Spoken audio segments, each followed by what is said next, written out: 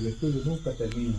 Toda la vida hay que seguir preparándonos, estudiando, capacitándonos, viendo a cursos, ¿no? El estudio nunca termina, por más la edad que tengamos. Si quieres sobresalir en la vida, hay que seguir preparando, investigando, ¿no? Ahí está el logro de un profesional, digamos, la preparación, ¿no? Ustedes son jóvenes ahorita, aprovechen esta oportunidad, son solteritos, prepárense en la vida. Ustedes tienen que ser bien curiosos, ¿no? Investigativos. La mejor profesión que uno puede adquirir es, pues, ser profesional en la vida, ¿no? Muchas veces las cosas materiales, las herencias que nos dejan los papás, un lote, un auto, se nos va, pero el título, la profesión, eso nadie los quita. Valoren el esfuerzo que dan sus padres para ustedes, para apoyarles en estos momentos tan bonitos de la vida, esta etapa más bonita de la vida que están pasando ustedes. Si quieren estudiar otra carrera, métanle ahorita que son jóvenes solteritos, ¿no? Cuando uno ya tiene familia, ya tiene hijos, hay más responsabilidad y cuesta un poquito, se puede, pero cuesta. Con un título ya ustedes ya son una mano de obra calificada, ¿no? Van a poder afrontar la vida, mejorar la salud de la población, luchar por las personas que quizás no, como decía Francesco, no tiene acceso a la salud. No miren ustedes caras, digamos, este tiene plata, este no.